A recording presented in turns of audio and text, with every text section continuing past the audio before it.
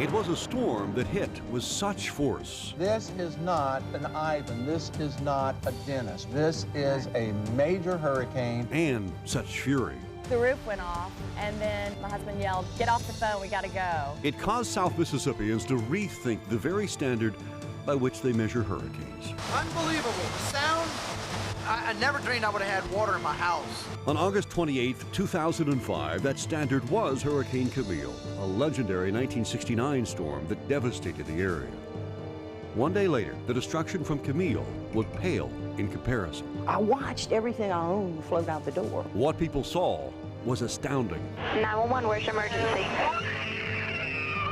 It seemed impossible, and to some unthinkable, that South Mississippi could have a hurricane with more destructive power and more deadly force than Camille. All you seen was the water coming over. But that's exactly what happened on Monday, August 29th, 2005. You are absolutely not going to believe what you are about to see. It's Katrina now. It ain't no more Camille, it's Katrina. This is South Mississippi's story, the story of Hurricane Katrina.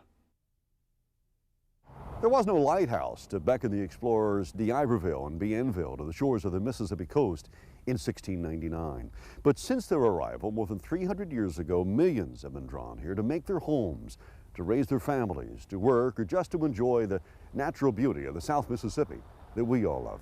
But on August 29th, 2005, one of nature's greatest forces, a monster hurricane named Katrina, would change our vibrant community forevermore. In the weeks and months before Katrina, the area is a blend of excitement, prosperity, and growth. It's the summer of 2005, and along the coast, there was also controversy. But it just wrecks the view, and I think it wrecks the whole city. A debate over building high-rise condos along the coastline grows.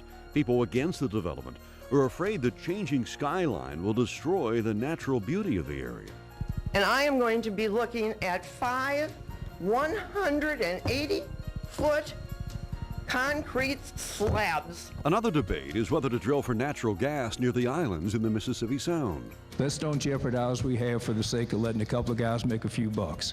And once again, the quality of life is the focus for people opposed to the drilling. Our forefathers protected them. We trying to protect them and save them for our children, their children. The main reason why I'm passionate about it is that these islands are sacred.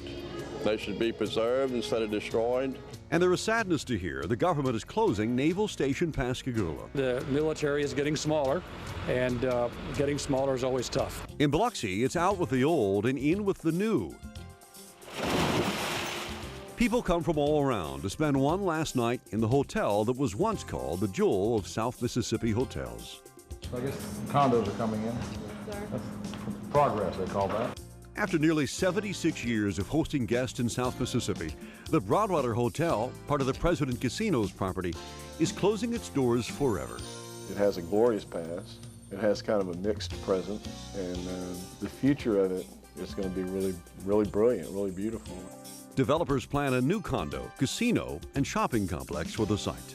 Our vision is a retail, lifestyle mall, brick streets, gas lantern, outdoor pavilion, restaurants, a lot of excitement at night, shopping during the day, as well as condos.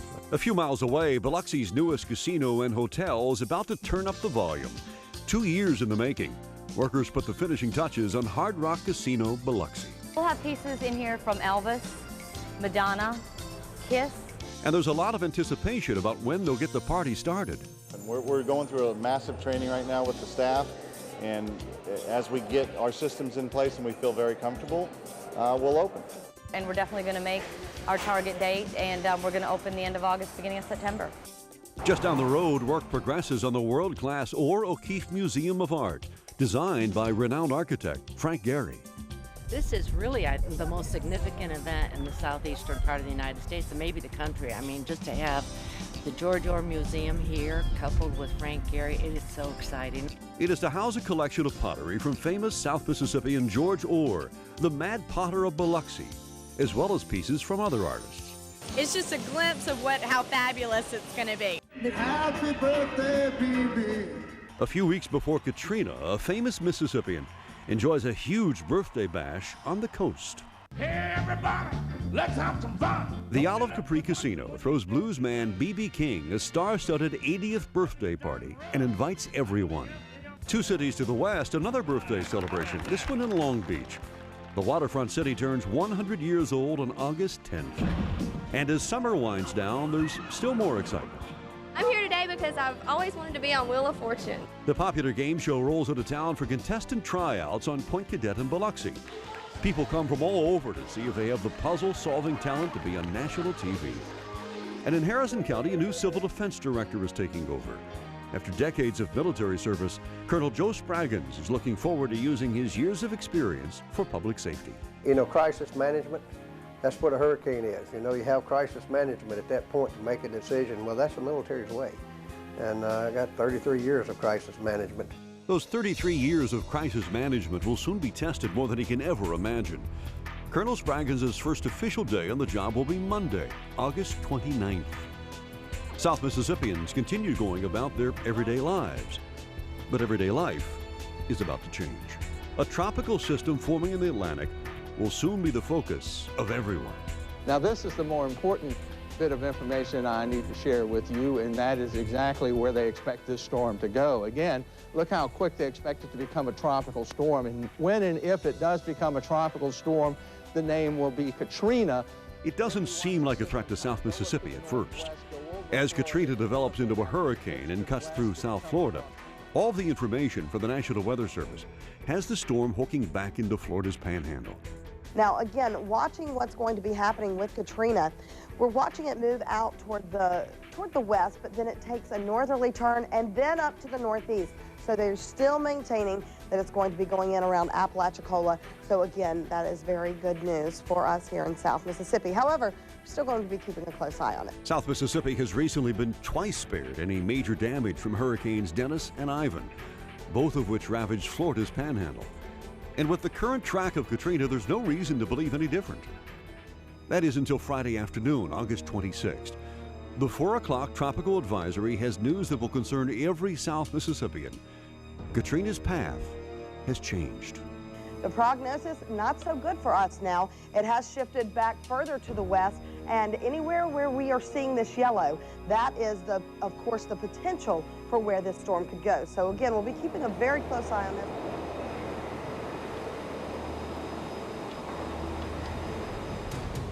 Hurricane Katrina is now headed towards South Mississippi on a wide path. Even though the cone covers hundreds of miles in either direction, people begin to prepare as the storm moves into the Gulf of Mexico. There isn't a rush at first, probably due to the fact that the area dodged other recent hurricanes, and for some, complacency has set in. But by Saturday afternoon, many people were taking no chances. Katrina has turned into a huge storm, and it's now being compared to Camille. Homeowners everywhere board up windows and fill sandbags. I gambled on Dennis, and I didn't put up. But I'm not gambling this time, so I've got to put up. I'm thinking this one might come. Well, my neighbor started putting his up, and then I said, well, maybe I should, because he's never put it up before. And I think this one's a little bit more serious than the rest of them. I got a big house. My mom lives next door. She's got a big house. And we stayed in this house for Hurricane Camille, and we're 28 feet above sea level. We had 11 inches of water in this house. So, you know, East Biloxi is a low-lying area, so you need to get prepared in case you have to evacuate and get out early, so you want everything done. Stores see a jump in business as people who aren't ready for a hurricane hurry to stock up on supplies. Everyone's looking for generators, ply-locks, clips, plywood, fasteners, water, batteries, the whole gamut. The last emergency situation we had, everyone was kind of frantic. This time everyone seems to be calm, but I think as we get closer to this tonight and tomorrow, it's going to get a little more frantic. Everyone is going to start reaching and grabbing everything like they do. You know, when you get close to anything, you just get the jitters. It's just scary. I just heard about 10 minutes ago that it could go from a 4 to a 5. We're concerned. When they say Category 4, Category 5, you better board up and get ready. A parade of boats begins to leave the Gulf in a routine trip they make whenever tropical weather threatens the Mississippi Sound. They pass the eastern tip of Biloxi, known to locals as the Point, and head into Biloxi's Back Bay. Back Bay is usually a safe harbor for boats during bad weather from the Gulf.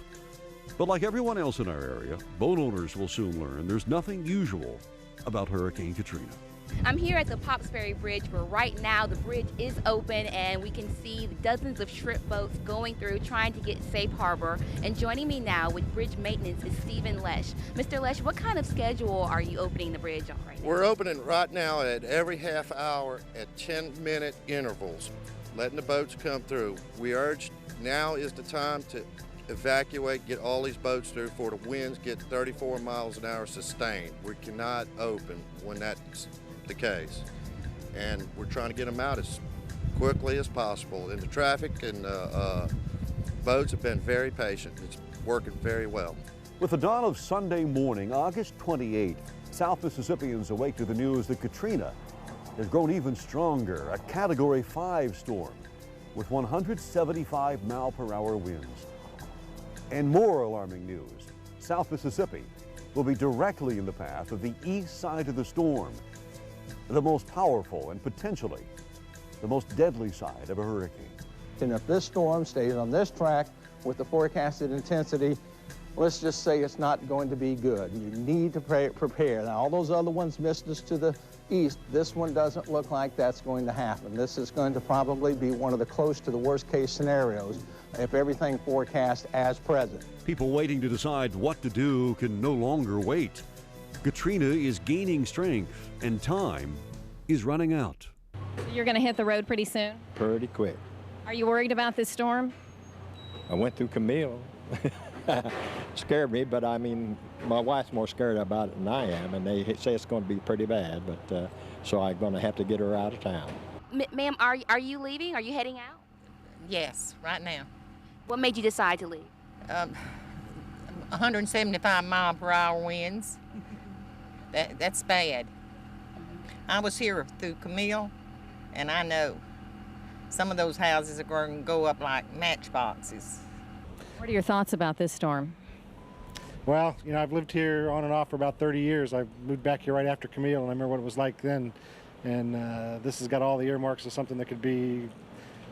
I told my family as we were coming down the beach, I said, you might want to take a look, because if it comes right ashore here, it may not look like this again, you know. And that's kind of melodramatic, but, you know, I remember how it was here in '71 and when we first came back after Camille. And, you know, people take these things a little lightly, I think, because we really haven't had a really strong storm here, you know, in a long, long time. Last one I can remember was Frederick, when we didn't have any power for, you know, a week or 10 days after Frederick in '79. But, you know, if we're lucky, it'll go east or west of us, but you never know, and I can't take that chance. I live about a block off the beach, and so I just can't take that chance. South Mississippians are now under evacuation orders from Civil Defense. And for those who obey that order, the roads out of town move at a snail's pace. For much of this day, I-10 eastbound has been nothing but one big traffic jam. Cars and trucks moving very, very slowly. In fact, it got so bad from Louisiana to Alabama that the state closed the eastbound lane by blocking the on-ramps. And that lasted for about 2 hours. But just a short while ago, officers were letting people back on the on-ramps to get back into the eastbound lane, saying they felt that the traffic was moving smoothly again. However, if you take a look at the traffic, it is still bumper to bumper. It is still moving very, very slowly. So I guess it's anyone's guess if it's really moving slowly or not. I guess you'd have to ask some of those drivers in the eastbound lanes of I-10. These folks are moving out of the area, trying to escape the hurricane that is bearing down on us. They are headed eastbound on the interstate. Meanwhile, at Marine Life on the water in Gulfport, work is underway to protect the dolphins and sea lions that entertain thousands of tourists a year. Moby Salagi joins me now. And Moby, how are things going? This is tough, isn't it? Yeah, it's very hectic. You know, we're preparing, we're moving animals, we're moving equipment, we're moving our merchandise, we're totally evacuated. Do you think the animals know there's something up? I'm looking over there at those dolphin, and they look real interested in what's going on. Of course, they always are anyway, but animals have a sixth sense, don't they? Well, when they see activity, they know that something is going on.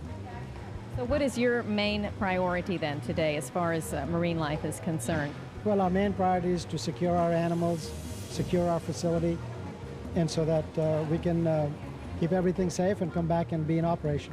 Back on the beach, surfers take advantage of the changing weather. What is it that drives people to head to the water when there's a hurricane coming? We always have the wind. We have a good beach and everything, but the wind really makes the difference. And you're going to have like 20-mile-an-hour sustained winds to keep a kite up, and, to move around. If you come out here on a clear day, and it's calm, it's just, it's no fun. You're going to be sitting there waiting for the wind. So they take it. All surfers take advantage of anything with the weather, and you get it while you can get it. When the police are going to run you off. On the air, WLOX TV is now covering the storm around the clock for people hungry for storm information. I want to explain something to folks. You're saying, well, why are you guys going on so early to talk about this? Well, folks, we're trying to tell you the gravity of the situation with this particular storm. This is not a storm that's going to move to the east of us. We are not going to be on the west side of this storm on the current track. We're going to be on the east side of the storm, and from the looks of things, we're going to be very close to the center of the storm. With each Katrina update, the news gets worse. Now the projected landfall Monday morning. High tide. The worst possible time to come ashore. Starting from about 4 o'clock in the morning until at least 12 to 13 hours, it's going to be just, it's going to be hurricane force winds for 12 hours. Not a pretty sight at all, sir. Not a pretty sight, and not something that we've seen here, I don't think, ever, to the fact of that many hours of just solid hurricane force. The eye wall's 30, the eye's 30 miles wide, and when you're looking at that with the surge that we're talking about now, they're talking 22 to 28 feet. It's going to be a different ball game. A different ball game indeed. Fears of a tidal surge, the likes of which the coast has never seen, begin to sink in, especially in Hancock County, where Katrina is projected to do the most damage. What we're trying to put out to people, you're looking at a category, possibly a category 4 storm coming through. We want people to go ahead and start making preparations now. Let's get out now. We're trying to make sure everybody understands that this is a serious storm. This is not a tropical storm. This is a possibly category 4 storm. With potential storm surge of 18 feet, that will put water over much of Waveland. And we want our people to prepare. Don't wait till the very last moment. This is a very, very serious storm. It's not like the tropical storms and category 1s we've had in the last few years. We're not looking at a good situation. We've been fortunate with the last few that's come through where we've pretty much dodged some big bullets, but this one isn't a bullet. This is more like a cannon. It's coming. We're going to get hit. More calls from people in charge to evacuate. Shelters across South Mississippi begin to fill up. I urge all citizens to put their own safety and the safety of their families first by moving to safe ground. We want to urge you to get out of this area as soon as possible. It's imperative that you get out of this area as soon as possible. This is a very dangerous storm. We urge you people to leave as soon as possible. If you're looking at TV, please, you need to close up your home and don't worry so much about boarding it up anymore. Just please leave. This storm is dangerous. Again, that was First Lady Marsha Barber, Director of Public Safety George Phillips, saying over and over and over again that if you have to leave, or you should leave, if you haven't by now, that get out. Get out, get out, get out. That's the bottom line of that message. What's your name, sir? Lonnie Myrick. Tell me, why did you decide to come here? Well, mainly because that's what she said to. Now, were you guys scared of the storm? That's why you decided to come? Well, we didn't want to stay at home with that Category 5 because I had just moved to the coast when Camille came in, and I sure didn't want anything worse than Camille. So Camille was my first experience with a hurricane. Many people evacuate, but many don't. I don't right now have anywhere to go, and I've stayed through Camille, from Camille on, so I'll just sit this one out also.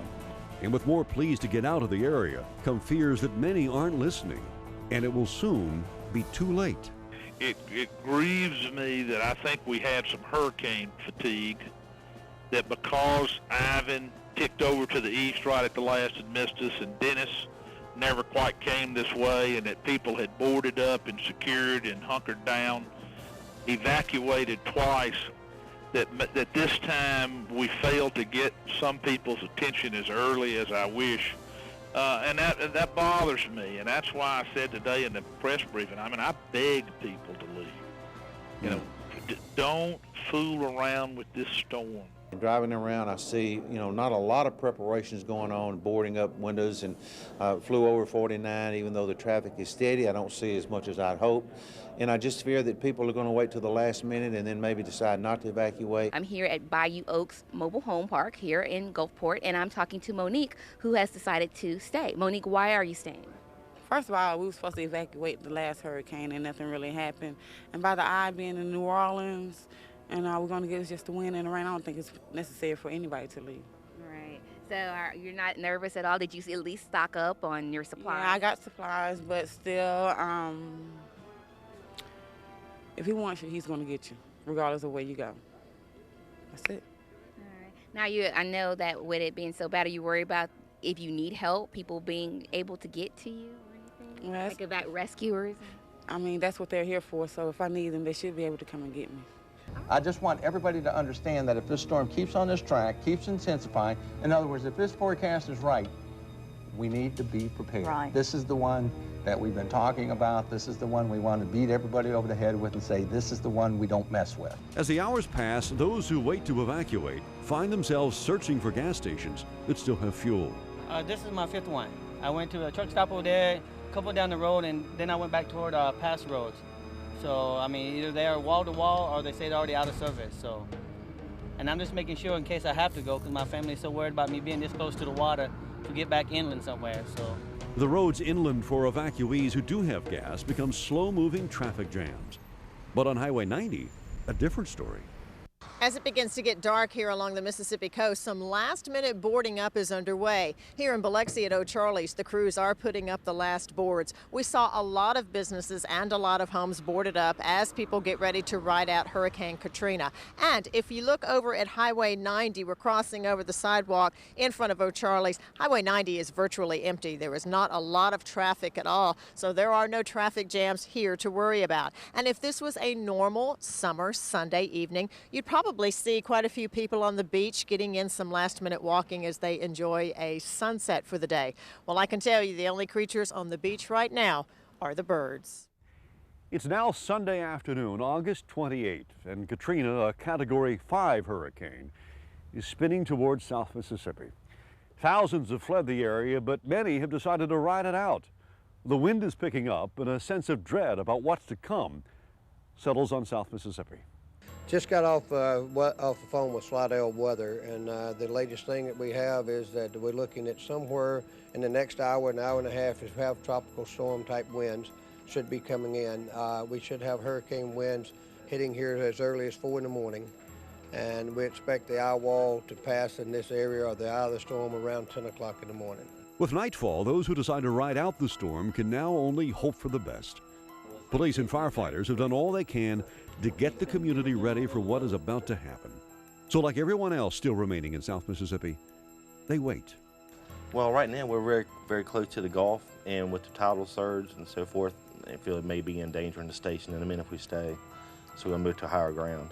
I'm hoping it will turn or perhaps go the other way or dissipate. This is a pretty dangerous storm that's coming in on us right now. I can tell you that most of the people you saw in this room will get little to no sleep tonight and probably little to no sleep for the next week, depending on what kind of damage we incur here. Not many people will get much sleep as they watch, wait, and wonder about what will happen.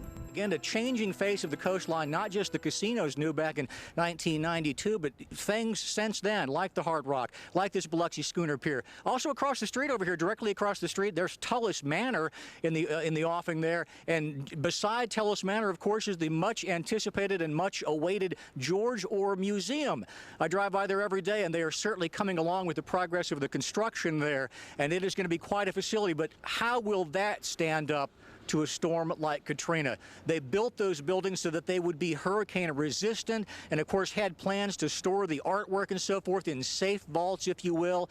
I'm not sure of the buildings that are built right now how hurricane resistant, if you will, they are. That remains to be seen. But so many new things in here along the coast in Biloxi, so many things which have never faced the threat of a storm, now facing the threat of Katrina. The threat of Katrina is growing, and a storm surge like South Mississippi is never known as racing toward the coastline. It is just hours away, and nothing can stop it. The storm surge is definitely coming. I mean, it is moving rapidly. We are looking for very, very significant storm surge up on the Mississippi coast. We've been telling you 18+ feet. There's no reason to think that that's not going to happen. We're wondering if storm surge does what they predict, 20 feet, if it comes, rises so high, and not only covers the floorboard where we are, but literally comes up about to my head, which is about 20 to 22 feet above the water line that is below us. That is I guess, a possibility, something that certainly will be watched very carefully in the coming hours. We couldn't resist the temptation to come down to the water here, down to the beach, right across from Edgewater Mall, since we've been hanging out at Sears at the Auto Center. And the water is really the thing that is most impressive with a storm like this. Let's face it, we live on the Mississippi Sound, which is a body of water that is not accustomed to producing waves like you're seeing out there right now. I think Greg's getting a shot at a little bit of the wave action. Here we are, he's hitting the water right now. I'm standing in water that's, I got my big boots on, so it's just over my ankles at this point. You can kind of maybe get a shot down the shoreline here, Greg. You can see the water in relationship to the boardwalk there. Now, certainly when the storm comes in, it's every belief that it will probably breach that boardwalk and get onto the highway if it's what they are predicting. The water is, you just get some sense of the power of Mother Nature being out here in the water and in a normal, otherwise calm Mississippi Sound, just hearing the waves, hearing the wind and water and the wind-driven rain out here gives you a true appreciation for the power of a hurricane as we get another wind gust right now. Just the water and all this water. Mike talks about the storm surge and the water and the flooding. That's what happens with a hurricane. Water from the Mississippi Sound ends up not only onshore but on roads, flooding rivers, flooding bayous. The water is quite impressive. The storm is impressive. We wanted to give you some sense of what it is right now here early in the morning when we are able to come down here on the beach and show you this. We won't be able to later, I'm sure. East Biloxi, as you know, anybody who's lived here for a number of years knows that East Biloxi typically goes underwater, even on some tropical storms. Storms like Allison, certainly with Hurricane George, it was underwater in East Biloxi. The water is a powerful force with this storm, and I'm certain the same will hold true for Hurricane Katrina as the winds begin to pick up. And we're seeing a little bit more rainfall here down along the Mississippi Sound, right across from Edgewater Mall. Hi, I'm out here at the Pascagoula Beach where the water and wind is picking up. My partner and I came out here about 2 hours ago, and it was pretty calm. Now, as you can see, the waves are coming over the barriers. I mean, it's amazing how the water and, like I said, the winds are picking up. I know that there is a mandatory curfew at this time, but anybody who is watching and thinking that, oh, I want to come out here to see the water, please do not come out here. It can be dangerous. Wind and water from Hurricane Katrina here in West Gulfport. We are outside the Grand Gulfport Grand Casino Hotel. This is Preservation Oaks Park out here. Yes, it is underwater. This is the park just to the west of the Grand Casino Hotel in Gulfport, and you can see that the water of the Mississippi Sound is flooding this park right now. Casinos have been closed for some time now. No traffic out on 90, obviously, except for the occasional police officer or media, and that is just about it. But you can see the water, get some sense of the water that is being blown this way by this storm. A lot of blowing wind and rain right now, some strong gusts every now and then here. Greg McNeese and I drove around the city of Gulfport as much as we could. Portions of Highway 90, as we showed earlier, are impassable, so we just have to kind of drive around. We came down 49, actually, and we're able to get over here to Preservation Oaks Park to kind of show you this water and what it's doing. And you can see the rain coming down here, just blowing every which way as the wind gusts are picking up substantially here. But the water from the Mississippi Sound blowing up into this park and blowing across the seawall and breaching Highway 90 in many places. I guess you could say this is the first significant feeder ban felt here in the city of Gulfport. We are near Uri Pier, and behind me you can watch the Mississippi Sound rushing up over rocks onto the sidewalk and quickly filling what is a roadway that leads to the tip of this pier. And it's not just that the water is rushing up. Look at the power of that water as it rushes toward the Mississippi Sound. I've never seen anything like this. I mean, this is pure power from Hurricane Katrina crashing up against what are rocks down below, and then the sidewalk here, and quickly the water fills the sidewalk. And then here the roadway where people can park when they go fishing. I was here just last week, standing on the rocks down below. Those rocks virtually non-existent now as Katrina quickly moves toward South Mississippi. It's getting wet, it's getting windy, it is getting very dangerous in South Mississippi as that storm out there heads this direction, right toward the Mississippi Gulf Coast. Folks, the calm is definitely gone before this storm. We're down at Cowan and Highway 90. Heavy rain right now. The waters of the Mississippi Sound, you can see it back behind me here, splashing up over the boardwalk onto Highway 90. Greg, my photographer, and I drove down here 90. As soon as we hit Cowan, we saw the water. We stopped immediately. It is dangerous. You can see this water coming up here right now, and it is coming up quickly. It is raining hard. As you see the water, the waves from the Mississippi Sound dancing over the seawall there, and I'm really in the middle of Highway 90 right here, and this water is getting deeper. We pulled up on Cowan Road and are headed north right now. I'm not going to stay here much longer, folks, because in fact, we need to back up now, Greg. This water is coming in quickly. It is coming in fast, and it is deepening quickly, and we are going to seek higher ground right now, but this gives you some idea of the power of this storm as Katrina begins to make her presence felt on the Mississippi Gulf Coast. I'm in West Biloxi right now, just north of Highway 90, and as you can see over my shoulder, the waves are crashing in. What you're looking at is an 8 flags display, which divides Biloxi and Gulfport. Both cities are getting pounded by these waves. The surge is coming in. Highway 90 is flooded in both the east and the westbound lanes. As you can see, the winds are pretty fierce right here. And just to show you how dangerous this storm can be and how strong the winds are, look over here over my shoulder. As my photographer Tommy and I came out here to get video, we pulled up here and this tree fell. This is just to give you an illustration of how strong the winds are. The rain is still coming down in sheets, and as you can see, the waves are just crashing up here at the seawall.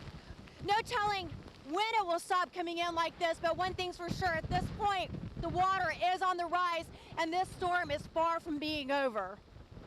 As South Mississippians watch Katrina get closer, both on TV and outside their windows, people all over the world also watch events unfold on computers. Never before have we been able to say this, that we actually have on WLOX.com streaming video, the actual live newscast as it is on. A gentleman called, was with the Seabees. He's in Japan.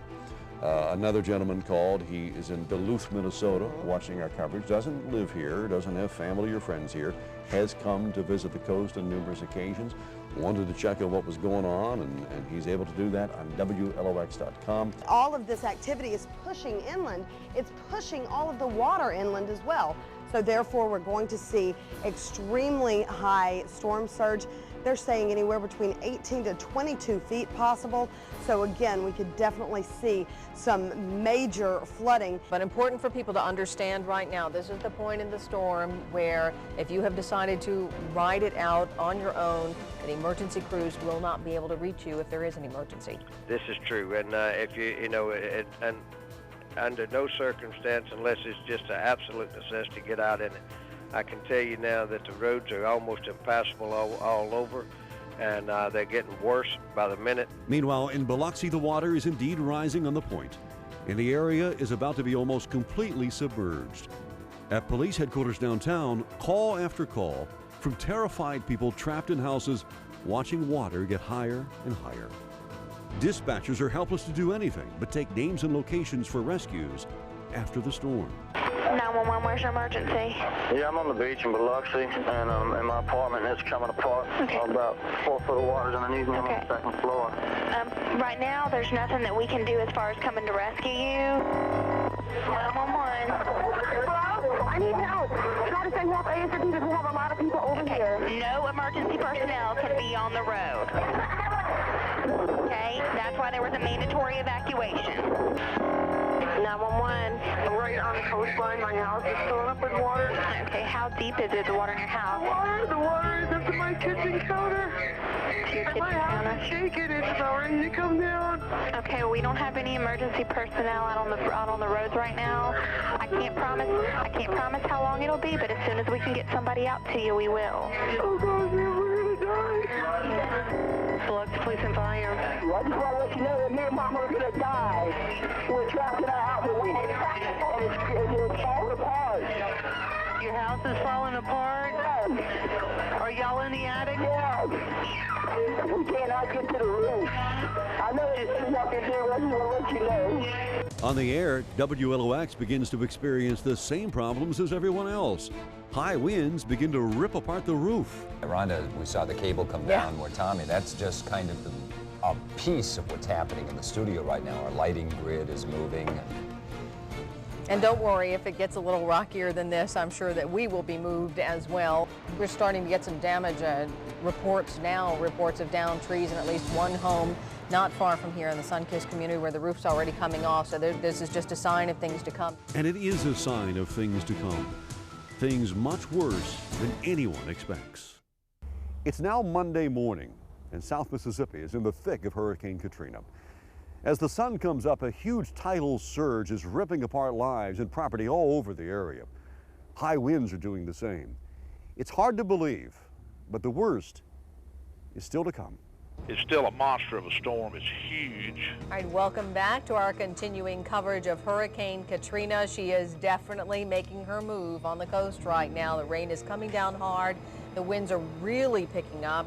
Those winds start coming in a little bit later this morning. No, those winds are coming in now. Right. Well, but as they pick up, they're going to be coming in even more. Okay, that was a big gust, folks. That one scared me. Yeah, we're going to be hearing this, and it's going to get a lot worse. And you're going to have these moments too, where you're thinking, "Oh my gosh, you know, what now?" With each passing minute, Hurricane Katrina continues her relentless pounding of South Mississippi.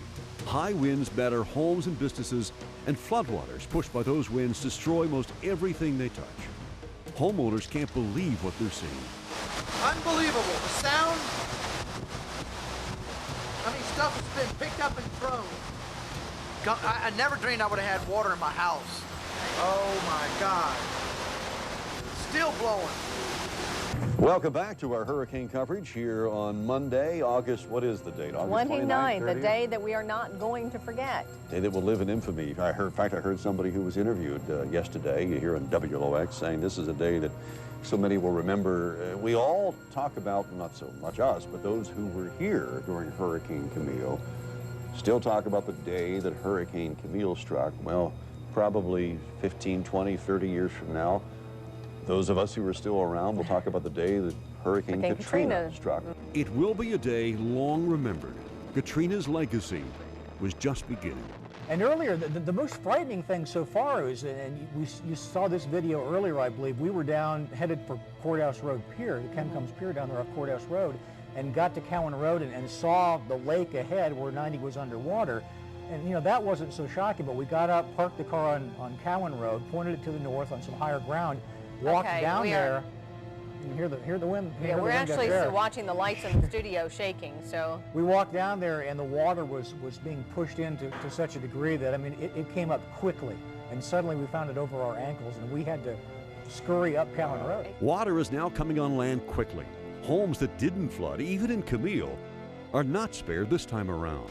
People watch the storm surge get higher and higher until finally water engulfs everything, ruining cars, furniture, and the houses themselves. We are totally flooded. This is the bedroom. The bed is floating away, all the pillows, the cedar chest, everything floating away. I'm gonna walk over here to the windows and you can actually see the water lapping at the windows. In some places, the water rises so high that it completely covers homes. And in other places, those who ride out the storm find themselves in attics trying to stay alive. Neighborhoods become lakes within minutes. Okay, we're in the attic. And you see that little crook in that metal right there? when the water got up there, it was almost in the attic with us. So I panicked and felt like if the water was going to come up anymore, I needed to have a plan B.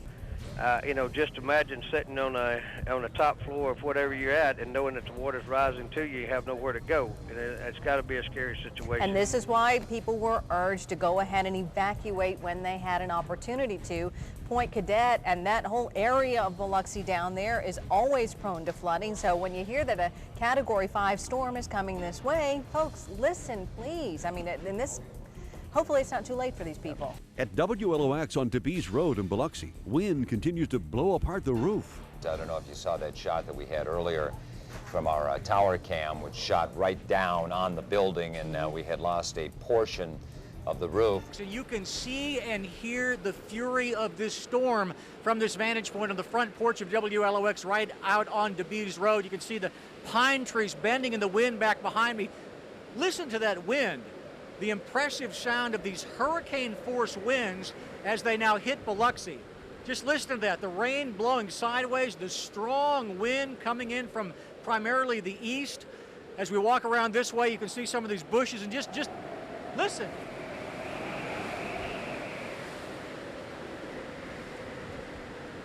It is impressive, folks. That is the best word I can use to describe it. Just very impressive. Listen to the sound of that wind. These are strong winds. I don't have to tell you that.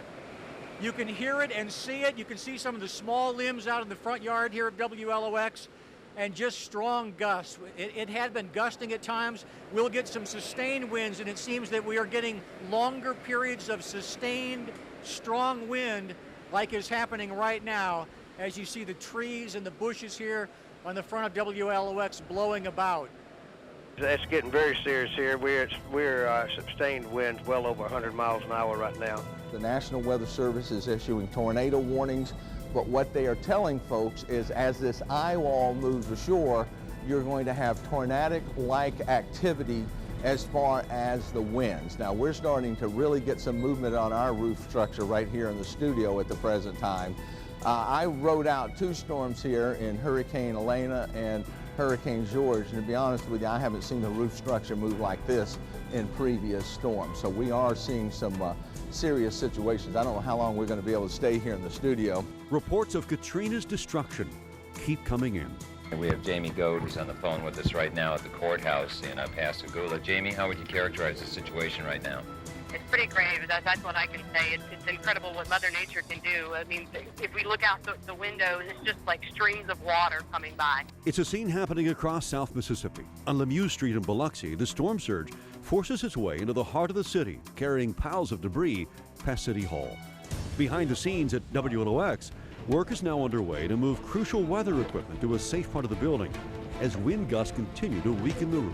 If you can possibly see outside, you're going to see the force of Mother Nature and what she can do.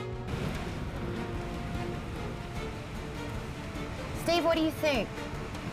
I think it's pretty tremendous. It's the strongest wind I've ever seen in my life. I have to be honest with you, our studios are rocking and rolling right now. Did you ever imagine that when you moved to South Mississippi, you'd be covering a storm like this? I never imagined in my life that I would do anything like this. And judging by the sound that we're hearing, we're kind of... Okay. Okay. Okay, it's time to go.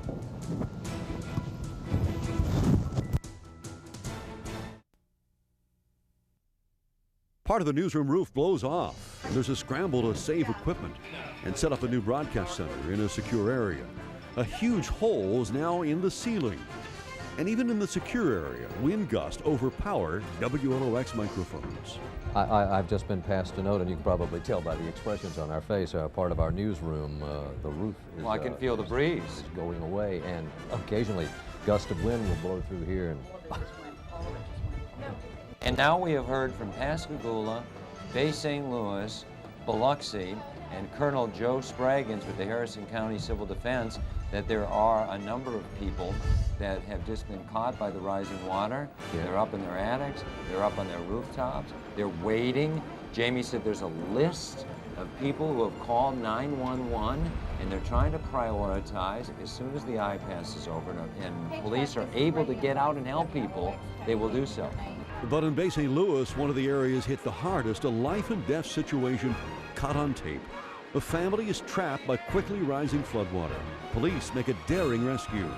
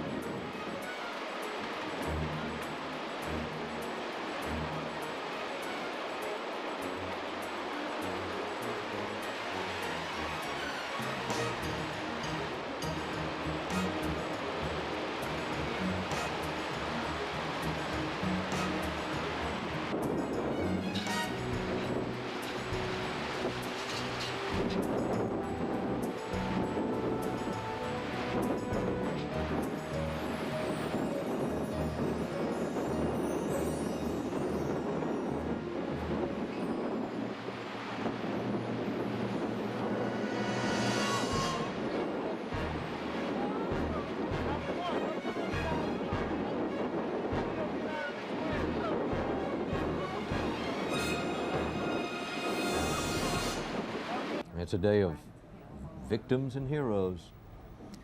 What a day. As the storm continues to pummel South Mississippi, WLOX stays on the air despite being driven out of the regular studio and into a makeshift one. Because the studio is out of order, a small laptop computer is used to get the word out. We are sharing this experience with hundreds of thousands of people. And actually, life will really be changed for a while, Tommy, here in South Mississippi, from the casino industry to areas that have been hard hit by rising waters, flooding, to WLOX. I mean, our building has taken quite a hit. The storm is holding together very, very well, and that's not good. When we use term well this time, we don't mean good news. We mean that this storm looks like it is maintaining its strength. We did keep telling people that there were going to be massive floods, but when we did find out that we're looking at 28 feet tidal surge instead of 20 feet of tidal surge, and when we're looking at having the Wolf River crest at 23 feet, which is 5 feet above what it's ever been in history, those type things were surprises that we didn't realize that were happening because it was not forecast. Still, the damage reports just keep coming. As we've been telling you, we're getting various phone calls in with various information. Oh, wow. This is the Greenbrier subdivision north of Canal Place in Gulfport. This particular family, don't have a name or whatever, had to swim out of their house. The east side of Biloxi, quote, underwater. 1 block east of 49, a half of the home collapsed, 10 children stuck in the home from what we were told. We've heard the saying that the casinos, especially the Beau Rivage, had water up the second, third story. In Long Beach, trees down in the middle of the road and several homes destroyed. Seaman Road in Ocean Springs, 3 mobile homes destroyed. On to Pass Christian, we asked viewers to call us about Pass Christian. Bless you for doing that. On SB Avenue, a couple of blocks north of Pineville, 5 feet of water on the road. So understandably, it almost goes without saying, that means there are cars underwater there. 5 feet of water is a lot of water. It's now Monday afternoon, and the storm force winds, while still strong, begin to die down. No one imagines the extent of Katrina's devastation that they're about to witness. You are absolutely not going to believe what you are about to see. I am standing at DeBees Road and Highway 90, and across the street is supposed to be the 8 Flags display. The 8 Flags display is gone, has disappeared, and that's just the beginning of an absolutely amazing scene in Biloxi and Gulfport. Wait till you see what else is gone. This used to be the very popular Olive Garden restaurant, but Hurricane Katrina gutted its interior. Grape decorations suddenly adorn neighboring trees. Across the street, Red Lobster couldn't withstand Katrina's incredible power. It was the same way at Ryan's Steakhouse next door. 3 restaurants all gone, all eaten up by a ferocious hurricane. The scene gets even more shocking up DeBees Road. A van literally slammed through an apartment complex's brick wall. It almost looked like it parked in a garage. The facility's interior courtyard is now missing several second-floor units. They crumbled like a house of cards when Katrina came ashore. Lumber and limbs littered the road.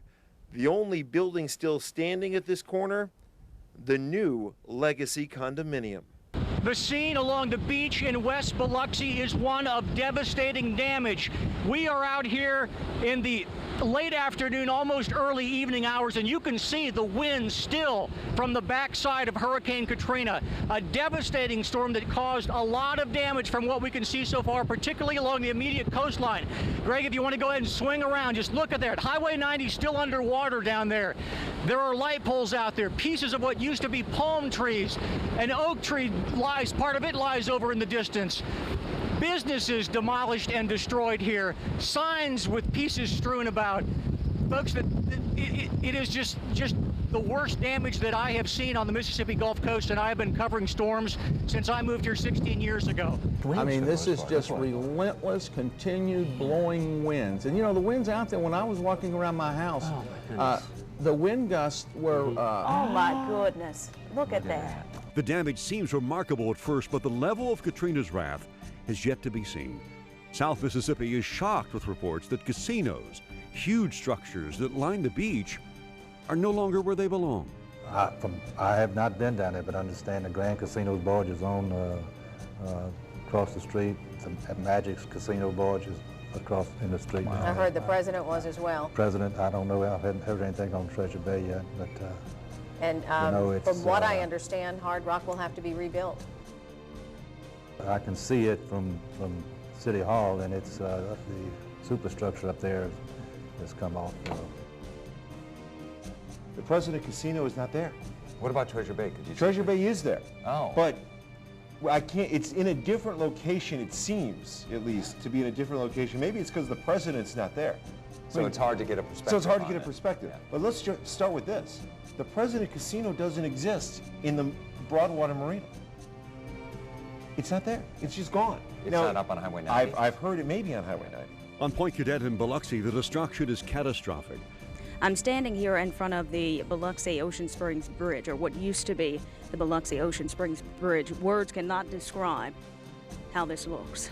Just look at it. A lot of people have joined me up here just looking at what Katrina has left behind. As you can see at the bottom here, 2 J.L. Scott Marina buses gutted, stuck in the mud from this storm. If you look over to my left, Point Cadet Plaza, empty. The Golden Fisherman just lying on his side. I'm surprised that he made it through, but he's still right there laying on his side. There to your right. Look over here at the Seafood Museum. Gone. Years of collecting history of the Mississippi Gulf Coast washed away. Look over here behind me, the J.L. Scott Marina. Gone. It's words just cannot describe how the Mississippi Gulf Coast is looking. I'm standing here with a few people who have been out here just looking at what's going on. What do you think? It's devastating. It's something I would never believe if I didn't see it. It's tragedy. The Biloxi Ocean Springs Bridge, a major thoroughfare in and out of town, destroyed.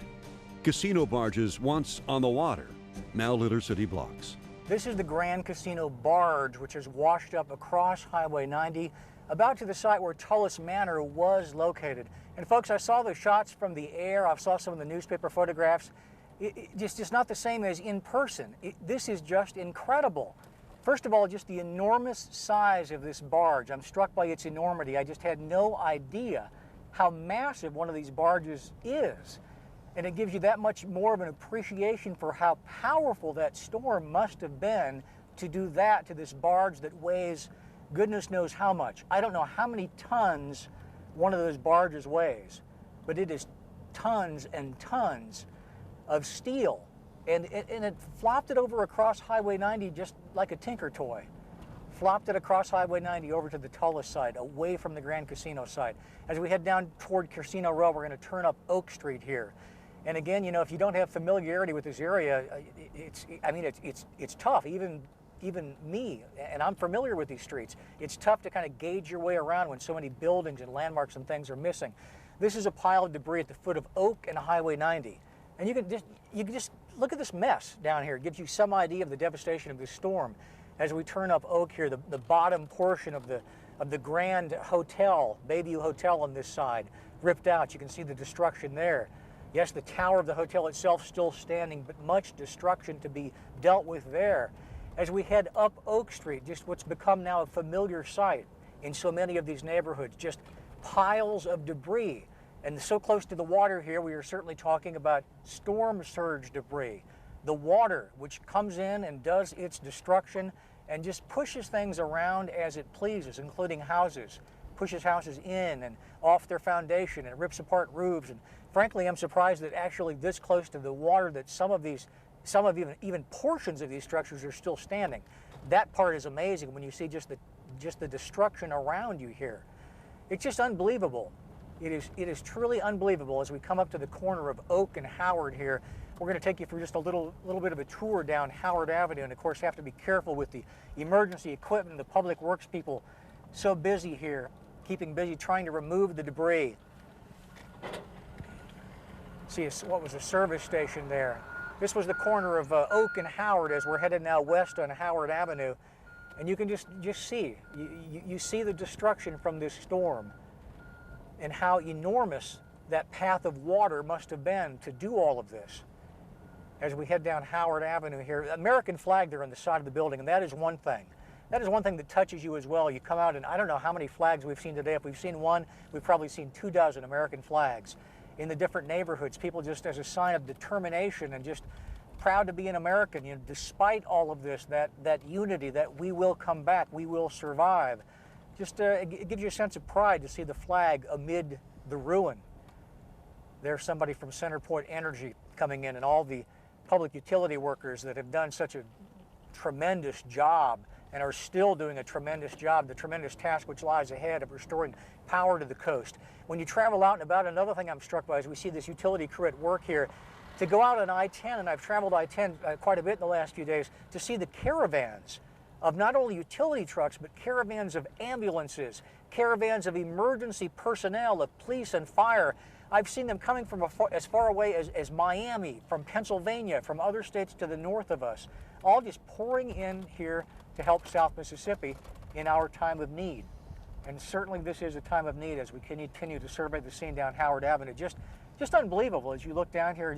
I'm thinking about the last time I drove down here before the storm and just realizing, you know, you take things for granted. You take buildings for granted, houses and landmarks and businesses, and suddenly they're gone. Suddenly they're gone in just one day's time with a storm the size of Katrina. Here was the Seashore Mission. The Seashore Mission wiped out. We've done many stories down here in the past. The Seashore Mission, a place to belong, a place to learn, a place to worship, the sign says. Now a place that will have to be rebuilt. And the Seashore Mission, which provides help to the homeless, providing help to the homeless, that task will certainly become that much more greater with Hurricane Katrina and the numbers of homeless people that the storm has created. On our trip by Howard Avenue, we realized we were close to the Episcopal Church of the Redeemer, so we wanted to stop by for a look. There was too much debris in the streets to get there by car, so we had to walk down here. And this is what we found, just the shell of a sanctuary is all that remains of the Episcopal Church of the Redeemer. This church that had come to symbolize Hurricane Camille, because as you'll recall, after that storm, its bell tower survived. The bell tower did not make it this time. There's no bell tower left here. Over here on the steps leading into the sanctuary, somebody's placed a couple of small statues here, as nothing remains of this sanctuary except for the steel beams. You couldn't even tell that this place was a church if you didn't know. And of course, this is also the site where they had, not long ago, the dedication of the memorial to the victims of Hurricane Camille. Let's take a walk down here, because I don't know what's left of this monument down here, which was dedicated not long ago. You see just pieces of brick and twisted wire. There's a church sign. The Episcopal Church welcomes you. Church of the Redeemer. There's no church building left. I'm sure there is a church left in the form of the believers that make up this congregation, who I'm certain are just so saddened to see the structure blown down by Katrina. Let's walk down here to where this Hurricane Camille monument that so many people have visited. As I look down here and see just the remains of what was the bell tower, just bricks scattered along here of this bell tower right in front of Highway 90. Here was the Hurricane Camille Memorial. Oh, it's just sad. It's sad. The pieces of granite have been tossed around here. The names were on these plates of granite. This was a beautiful tile mosaic, a water pool done by a local artist. And you can see that just storm water now just dirties this. You can still read the names. I'm just hoping that I'm hoping someone will be able to recover bits and pieces of this and perhaps incorporate it into a new monument to both Camille and Katrina. Perhaps there's a flag, small flag that somebody's placed up here on the twisted flagpole. Watch your step there, Travis. Just there's where that tattered flag had been hanging. Someone's placed a new flag there.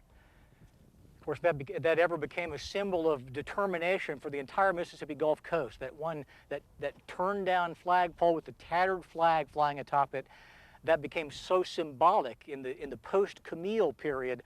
That became so symbolic of the determination and the spirit of those on the Mississippi Gulf Coast to rebuild. Now Katrina, which takes slabs of granite like this, that I couldn't even manage to budge, and just tosses it about and just does this to this Hurricane Camille monument. It's just now in ruins. They'll have to build something else. Look at this, the bell. I just noticed this, Travis. Here's the bell from the bell tower, lying here on the ground. Bricks from the bell tower. Over this way, the bell tower collapsed. The bell tower, which was the site of many memorial services down here on this beautiful church grounds. Hopefully they will be able to rebuild this, and I'm sure that they'll approach that with a spirit of determination and of willingness to rebuild what this storm has swept away. But just one more mark of the devastation here of Katrina. The Church of the Redeemer, no longer here, the bell tower gone, the Hurricane Camille monument also in ruins. A community is known for its landmarks. One of Gulfport's landmarks is Rice Pavilion, but Rice Pavilion is no more. What I'm stepping on is obviously a wall, now a floor, a wall from a storage area, I'm guessing because there are chairs here and other equipment probably used during the fishing rodeo and the many other events that Rice Pavilion has hosted all these many years. In the distance, to my right, is the Port of Gulfport.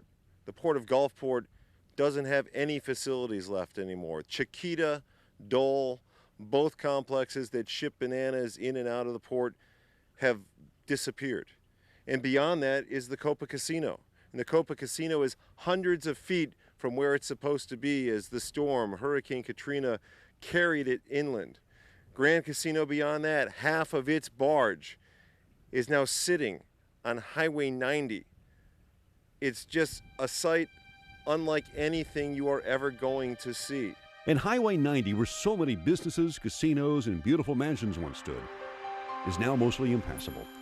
In Hancock County, the part of Mississippi hit hardest by Katrina, the damage is inconceivable. The people over here in Hancock County and Bay St. Louis and Waveland, I mean, you can see there's absolutely nothing left. The Bay St. Louis and Waveland communities look like ground zero. The Bay St. Louis Bridge, another vital gateway, completely wiped out. The damage all across the area is stunning.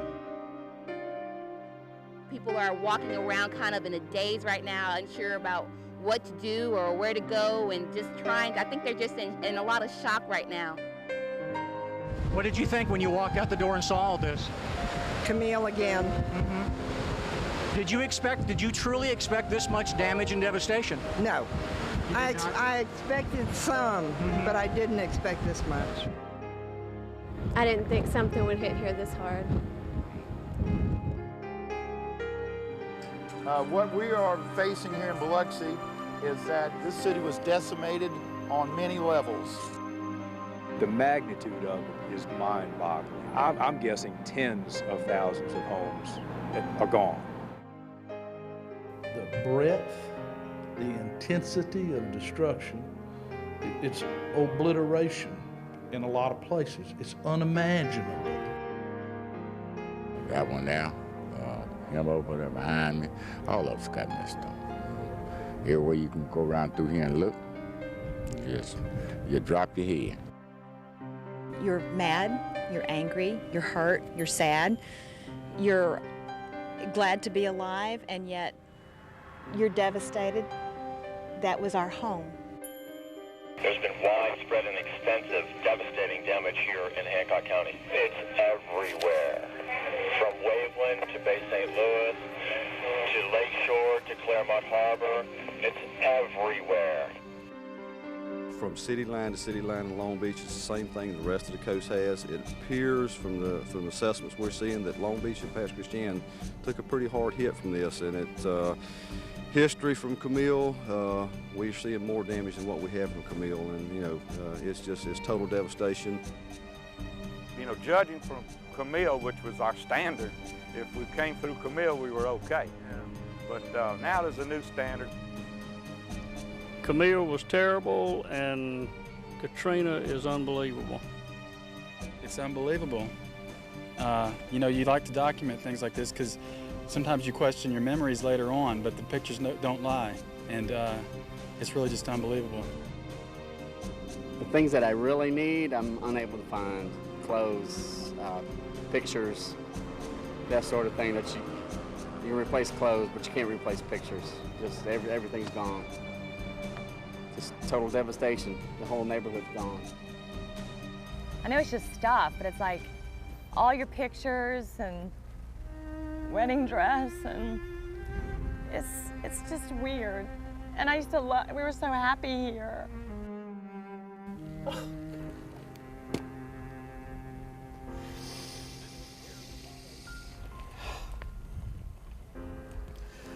This is terrible. I've never seen anything like this in my life. I hope I never do again. This is terrible.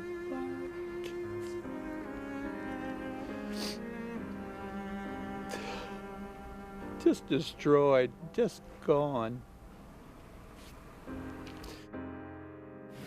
I just can't imagine this. It's just unbelievable. Just know that we'll all pull together and it'll be okay. We always do. It's what we're all about. It isn't long before people realize they've experienced a hurricane so massive that it eclipses the one long burned into South Mississippi's collective memory as the storm of all storms. It's Katrina now. It ain't no more Camille, it's Katrina.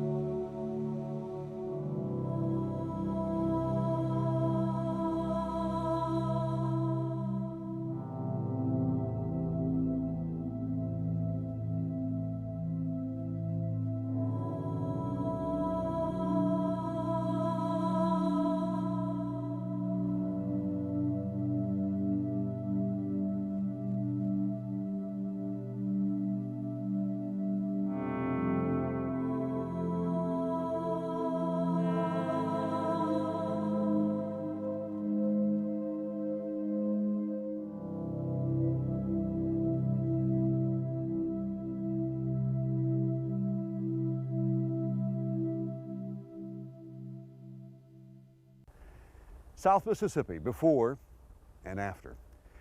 When people did recover from the shock of what had happened, they had amazing stories of survival to tell. And what stories they were. When they say evacuate everyone, really do it. And I feel for so many of you out there because I know exactly what you've been through, what you're going through. And the wind and stuff and the water was coming in. We seen the rooftop cover, and that's what was scared, you know. All you seen was the water coming over. Man, where can I start? The buildings were collapsing one at a time. And this last one, walls started shaking. I got my family out. I told everybody else to get out. Said water come up within seconds and they would have drowned if the wall hadn't blown out. We were in the house. The water was rising so fast. At first it was 1.5 feet and we were just trying to save everything we could save. We started packing up, got the dog and cat, and then the water started coming into the carpet. And then the water started getting really high, and then we saw it like halfway up our cars. We watched the house next door to us get destroyed as the storm surge came up to the house. This is where I stayed and my eyes took pictures continually of cars floating, of tires, debris, of numbers on houses actually disappearing. And this is where I stayed for 2.5 or 3 hours, and I guess I kept praying to the Lord. She hung on to her mama, but they washed up the road on a house that was crumbling. She couldn't hang on to her no longer. The whole parking lot then went underwater, and right when we started probably getting at least 100-mile-an-hour wind gusts, the bottom floor started getting totally submerged. And I'm seeing my grandmother's cedar chest smashing, my TV, all the plates smashing, everything, my crucifix off the wall falling. After it kept rising, we were in the attic. We had to get out of the attic, break into our next door neighbor's 2-story house to get up in the top of their house. All I could hear was just the wind and stuff hitting my house and the tree limbs hitting my house. And I just started praying so hard because my mama, they were supposed to come to my house, and we're like, because her house is small, and I'm like, okay, Mama, y'all come to my house. Everybody was following me, and I went with the current down the street, actually, and ran into this first house, went inside this first house, and watched this glass of this second floor go. So I watched my TV float, my sofa, my chair, my rocking chair, which was antique, a cane bottom rocking chair. My swing that I kept on the porch, it was my mother's. I had just redone it, put new chains, and I watched it go, and the reason I don't have anything left in the home but myself, which I'm glad that I do, is because my home was open, my front door. The roof, one side of it, the back side started like flapping, and then it just, the roof went off. And then my husband yelled, "Get off the phone, we gotta go." And I was just praying so hard because I knew that if they weren't saved, that they were gone. The doors started popping out, the windows in the front started popping out, I guess from the water pressure, and then it just kept on rising and rising and rising. We started seeing the roofs lift off across the street. We had to wade over in the storm with the wind and the water rushing still. Had 2 elderly people with us. So he threw my cat, threw my dog, I stepped in the roof, jumped. I grabbed my dog, my cat totally disappeared. If it would have got up another 6 feet, then obviously we would have been, underwater inside. So it's pretty scary in regards to not knowing how much the water is going to come up and not knowing if we're, going to survive or not. The water kept rising and rising, and we had flashlights. We kept flashing down and looking, and the water kept rising. And you watch your possessions leave, and you don't even care, because that's not life. Your possessions are not life. I was saving my life at the time. My possessions were leaving. I would have done nothing to hold on to them. All I noticed, it was just devastating. Watch these buildings just fall, one at a time. I ended up in the attic with my 2 dogs, and just watched the water come up to the attic line, and there were white caps coming through the house. And then that sense of panic started of, we got to have a way to get out of here. We thought about almost jumping to our neighbor's house. Thank God we didn't. That was obliterated, we think, our other neighbor said, by a tornado. And by the time it was over, I went out on my porch and it missed all the wind. And I'm sitting there on a column looking at this water just come whirling back to the bay. And it was unbelievable. Like I said, I waited it out and the water started subsiding. And once we realized the water had almost stopped rising, there was a sense of relief. And then it started actually dropping. And I kept a bottle of holy water on my table. I'm Catholic. And that holy water floated to me, and I kissed it. And I said, Lord, the same water that you blessed me with, I get the chill, is the same water you could have chose to take my life with. And the water began to recede. At this point, it feels like it's starting to go out. You can see it moving. See the water? Now look, see it's going out. It's starting to drop. Look at that. That water's going out the front door, and that level is beginning to drop as we speak. About an hour later, some brave firefighters started walking along all the rubble, holding the gutters to balance themselves, yelling, "Is anyone in here? Is anyone in here?" And after the storm, my sister right here and them come to the house. And when she jumped out the car, it was a blessing because I thought I would never see my family again. Katrina had blown hurricane-strength winds across our community for about 8 hours. And she brought with her a storm surge that had never been seen before in South Mississippi's history. 35 feet in some areas. The destruction was overwhelming, incomprehensible, and heartbreaking. But things would soon, slowly, start to get better. It would be days before we truly understand how enormous a path Katrina had cut through our lives. The South Mississippi people knew before Katrina had ceased to exist. In its place, a community that looked like a bombed-out war zone. And in the midst of coming to terms with what had happened, South Mississippians also had to deal with daily survival after the storm. The journey of discovering South Mississippi after Katrina began. It was a new world, one with very few modern conveniences. There was almost no way to communicate, no power, no water, and it was so hot. Finding food and shelter became necessities, and long lines formed for gasoline. Some people waiting in the hot sun for hours to fill their tanks. We're waiting in line for gas. We've been waiting in line for about 2.5 hours now. We have been out there since 3:30 this morning. All these lines are just, ooh, it just fiddle. Sir, how long have you been waiting in line? Till from 7:30 this morning. 7:30 this morning, and right now it is 11, so 3.5 hours. Right. Now, is it worth it? Yeah, I think so. I hope so. Sure. When the pumps ran dry, the lines didn't go away.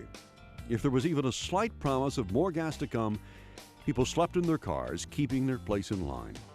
And because of the road and bridge damage, traffic jams were everywhere. Trying to get on the interstate right now. How long have you been waiting to get on the interstate? Probably about an hour and a half, 2 hours maybe. Where did you start? All the way back at Potts Ferry Road. Hope did come in those initial hours and days after Katrina, in deliveries of food, water, and ice. How does this make you feel? Good. Really? Does this make you feel good to see the shelter? Very good, very, very good. What do you hope is on that helicopter? Ice. Ice? Here, too, there were lines. I'm in line trying to get ice. We've been out of ice. We've been out of electricity since Sunday. How long were you in line for your ice? About an hour and a half or so. And everybody's hot, thirsty, and we need ice. Was it worth it? Oh yeah. Oh yeah. Gotta have it. I'm gonna go home and fill my bathtub up now. Need some ice. How long you been in line, Daisy? I've been in line for about an hour and a half. Even though it was rough after the storm, the South Mississippi spirit was strong. Neighbors reached out to neighbors, sharing whatever knowledge, skill, and supplies they could. It was good that everybody stuck together. You know, which occasions like this, we didn't have much help, but family, they stuck together. Everybody stuck together, and that's what makes it good around here. It's just something that I do. It's not anything for me because my home, as I said, a few miles away, it's a disaster. You know, I've lost everything, so I figured I'd come out here and just do what I can for them. Then, the cavalry. Power trucks and crews from near and far arrived to help, And volunteers from around the country came with all kinds of supplies. Yesterday morning, we had trucks from all over the place started just showing up. People from Pennsylvania, regular minivans pulling up in here, dropping stuff off, saying, can you take it? Absolutely, we can take it. The orange containers through here filled with clothes, every size you could imagine. The canned foods, the peanut butter is everywhere. It's wonderful, and I'm so happy to see everybody coming out here to get it. It's nice. We've been through it a ton over in our area. I know what it's like, and I know how long it takes FEMA and the government to get in here to help, so it's the least we could do. What did you bring in your truck? I brought a bunch of water and diapers and some canned foods and some cereals, whatever I could fit. Basically what we're giving out is MREs, water, ice, a lot of clothing products. We've also got some medical products. We're going through about 25 semi-trucks a day. Just working with the National Guard. We're based out of Florida and Missouri, and we're just basically here to help these guys in Mississippi and just come in and just show them love and some compassion and just basically get the food and products and the needs out to them. I congratulate every volunteer that's come down. I give them my heart and my soul, and I'm going to say thank you on public TV. Churches became the backbone of the volunteer effort, becoming distribution sites and feeding hundreds of people for days. So many different groups, organizations, and individuals sent help. Their actions and generosity made them heroes, because along with the help, they also brought hope. This is aimed at anybody who's in need. We've got people coming from all over the country. The basic group is Christ in Action Ministries out of Manassas, Virginia. We got people, I'm from Colorado, we're from all over the place. We got so far 22 semis that we have already unloaded, processed, and sent on. We're feeding 3 meals a day. We're feeding about 10,000 people a day here, hot meals and stuff. Getting them drinks, waters, blankets, whatever they need. And we're just trying down here, just kind of spread the love of God and try to help people out. I've had calls from Ramona Valley, California. Some preacher friends of mine is there, Rochester, New York. They've contacted me, some out of Tampa, Florida. They've contacted South Carolina. Basically what they're doing now is getting stuff together, supplies together to send here for us that we might, help in this community here. Aid also came from the government. The Mississippi National Guard went through the hardest hit areas passing out supplies. FEMA arrived. And for Katrina's victims, the application process brought with it the need for patience. Disaster recovery centers were swamped. For many, frustration reigned. And Michael Brown, the head of FEMA, was on the hot seat on Capitol Hill. I'm a witness as to what happened in Mississippi. You folks fell on your face. You get an F- in my book. Well, I guess you want me to be the superhero. Ultimately, the FEMA director resigned, and President George Bush later said the government response to Katrina was flawed. For South Mississippi, the change at the head of FEMA didn't stop the waiting and frustration. They have nothing, and there's no one here. You're going to sit there and tell them that where do they sleep? How do they eat? What else do they do? What about shelters? They have shelters here. They said there were some shelters, and that was the word, some shelters. How do you house a whole town in some shelters? I think there are those that are higher up that need to, whether it's the state of Mississippi, the city of Pascagoula, the county of Jackson County, or even President Bush, he needs to wake up and smell the roses. Somebody needs to come down and help these people. Been trying for 4 days to get through during the daytime and at night, and finally, when I did get through to them, they had a voicemail and saying that all their operators were busy and this connection will be disconnected at this time. And click, they were off. We heard they just announced it on the radio, and for 9 days you don't hear anything about where they are. That's a little upsetting. There's no way that all of these people that come down and help are sitting somewhere in a warehouse playing dominoes, waiting for a disaster to happen. They have to be mobilized. They could have done a whole lot more in the time that they've had. They knew the storm was coming. They should have had things staged to move right in to help people. Are you satisfied with the response? No, they've done a lot. They came in quick, but it's not enough. It's just not, people are still, people still don't have food. There's people who are trapped down here whose cars went underwater who have no way to get out. Their cars are demolished, and they need food down here too. People don't have stuff. It's horrible. Months after Katrina hit, many people were still homeless and waiting for FEMA trailers. even when fields of them were already set up. I heard these mobile homes are ready to go. That's right. No, sir, they're not. They're not? What's the problem with them? They're not, I don't even know exactly. I just know that Well, I need to go get some if you paperwork. say they're not ready, you're not sure exactly. What's the problem? Yes, sir. Well, like I said, I've talked to our public affairs office. Even with the slow response, there was recovery. Blue roofs became a canvas of color in disaster-strewn neighborhoods, the bright tarps providing protection to homes that were salvageable. But still, more lines and more frustration, this time at Red Cross assistance centers. You show up, you stand in line for 3 hours, then they come out and they tell you, come back this evening at 5 and we'll tell you where you can show up tomorrow to play the game. Red Cross gave my mother-in-law a phone number to call, and she's been trying ever since, and it's been busy every day. We want to get them through this process as fast as we can. We hate that they're out in the heat like this. We're giving them ice water, food, as much supplies as we can do. We're trying to provide shade for them. In the weeks following Katrina, President Bush came to South Mississippi 5 times, walking through neighborhoods, meeting with storm victims. We're going to clean all this mess up.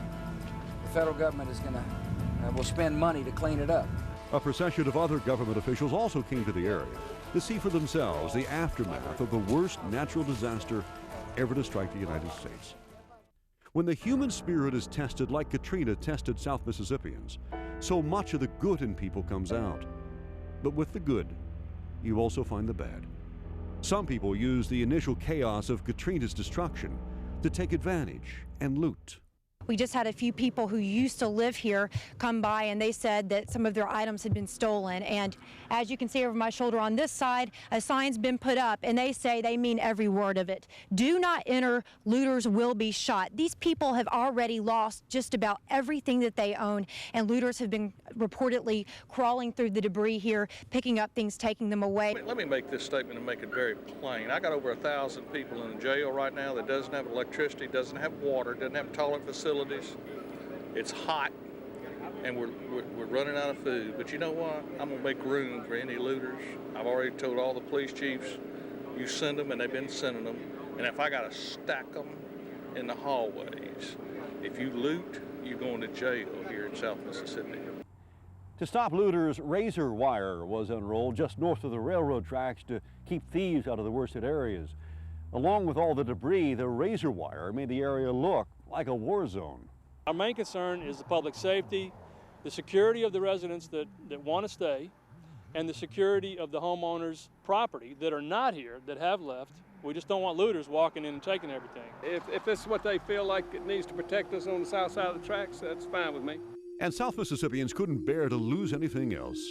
Hurricane Katrina wiped out much of the area's history. Most of the historic landmarks, tourist attractions, and 100-year-old plus homes were gone. There will be no more tours of historic Tullis Manor in Biloxi. Hurricane Katrina wiped away the structure. In fact, this was an outbuilding here on the north side of the Tullis property. As you can see, nothing now but a pile of red bricks and just remnants of the building that used to be here. Katrina's utter destruction here in East Biloxi just did away with this building completely. Yet amid the destruction and the ruin here, you find things that look almost untouched. There are pieces of china here. There's a small saucer there. Over this way, another small saucer sits atop a brick. And then over here, a large blue plate, colorful plate, laying there almost as if the storm never happened, with ruin all around it. As for the Tullis Manor itself, you turn this way and look out toward the water. In its place, a giant casino barge. Nothing left of the building itself, nothing left of Tullis Manor, completely wiped out by this storm. We wondered what casino this was. Well, strewn about are hundreds, if not thousands, of matchbooks. The Grand Casino, that apparently the Grand Casino barge pushed ashore here by the storm surge. Tullis Manor wiped out by Katrina. Nothing left here of this very visible Biloxi landmark. Next door to Tullis Manor was a Biloxi landmark in the making. The much anticipated, highly acclaimed Orr O'Keefe Museum has been ruined by Hurricane Katrina. That is what was there of the museum to begin with. It, of course, was a work in progress. Frank Gehry had envisioned a spot on this site. He said a museum that would dance among the trees. Now it is debris which dances among the trees. In fact, pieces of these beautiful, stately oak trees have been broken off and are lying amid the debris here. We see a construction truck overturned. Again, the casino barge in the background there, right along Highway 90. Just scattered debris everywhere on this museum site. People had so looked forward to this project. It was going along so nicely. They were doing the final fundraising drive. Now Katrina does this. The Pleasant Reed House, one of the highlights of this museum property, which was to hold the African American Gallery. Here is what is left of that. You see some chimney bricks here, some scattered debris among the fallen tree limbs.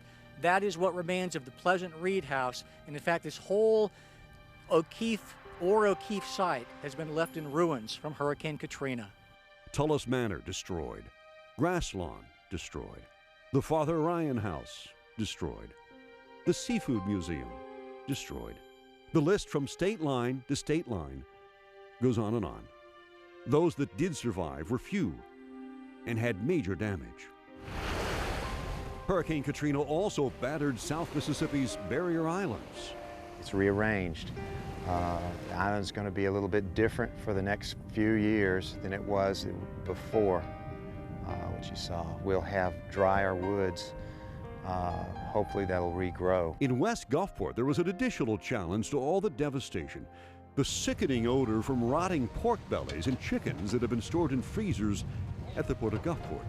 Katrina's surge spun the storage containers and contents across yards and into homes. We want to say thank you because we're from this area. Appreciate it. Can you describe this odor?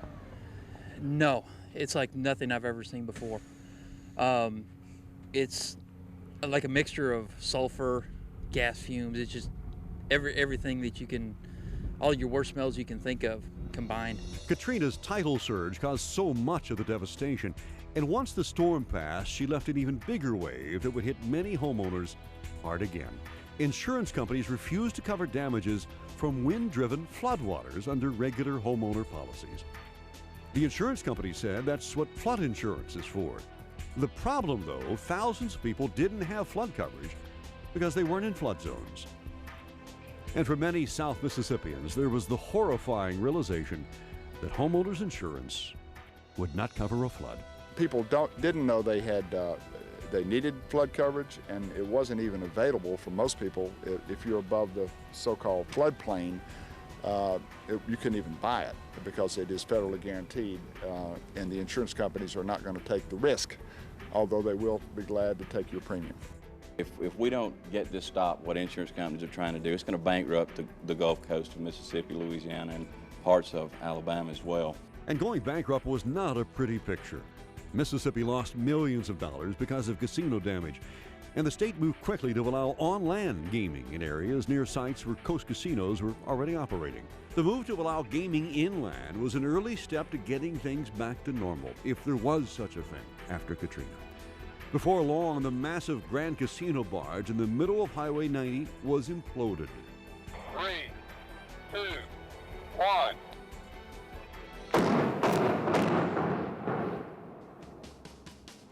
And debris haulers began making the rounds in South Mississippi neighborhoods.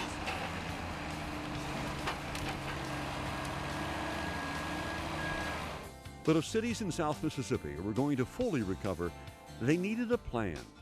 Governor Barber's Commission on Recovery, Rebuilding, and Renewal brought in architects from all over to draw up a strategy for rebuilding what Katrina had destroyed.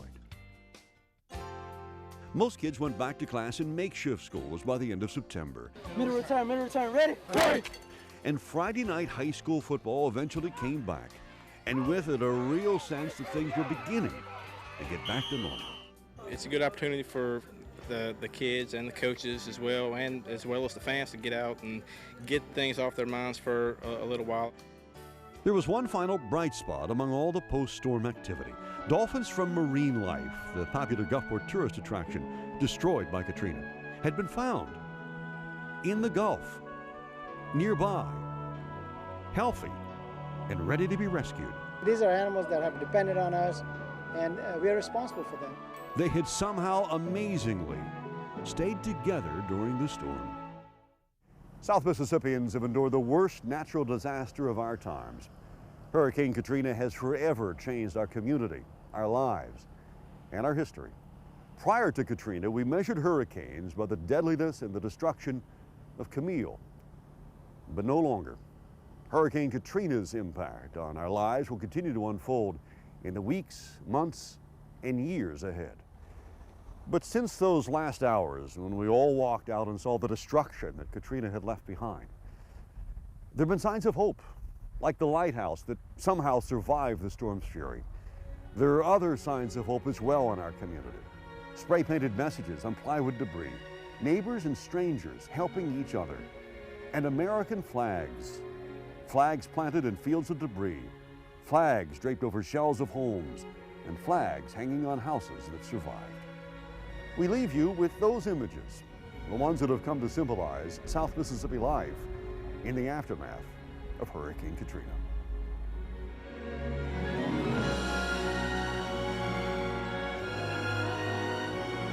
I will build back though. It's wonderful to see the shrimp boats going out in the morning, and the views that you have. It's just it's very sobering when you lose your life and start over.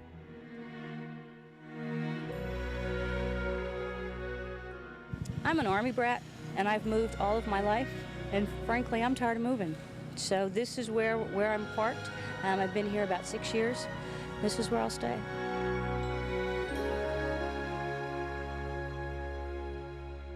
I'm mad, and I'm sad, but I'm glad that I'm alive and well, and I've got my daughter and my grandkids. We don't have a house no more, but we got ourselves, and we're going to rebuild.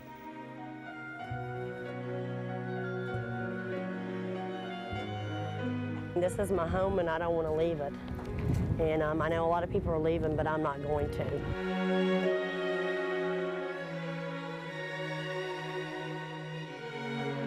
Yes, I do. I have plenty of left. I have a person that's going to rebuild. I have a soul that's stronger. I have a mind that's probably like a trap of steel right now that says that no one's going to take me out of my home. I'm gonna stay here and rebuild if I have to do it one piece of wood at a time. It's gonna come back. We're gonna rebuild. So you're gonna stay here? You want to stay Well, here? this is my home. This is my home. Not going anywhere.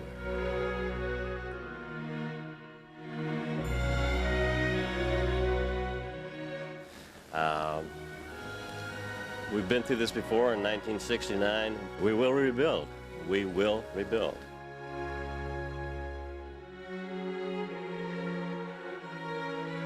But it's going to rebuild, I hope. We have nothing right now, but I'm hoping that everybody will come back and build it bigger and better.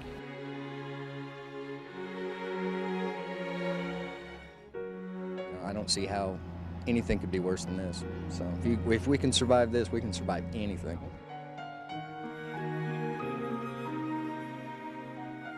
But you got to do the best that you can, you know. We got our health, we got our people, you know, we got our friends, we got our children, they're all alive. We even got our animals, you know, some of them, you know. Unfortunately, there's some of us that didn't make it, but, you know, we can't dwell on that. We got to just go on. It's slow, but it's going to be better than what it was before. I mean, that's what we got our sign up here. Strange, we'll rebuild again. So you plan on rebuilding, right? Yes, sir. Yes, sir. We're not going anywhere. There's actually a family debate on whether or not it's the right thing to do to live on near the beach. So we're going to rebuild.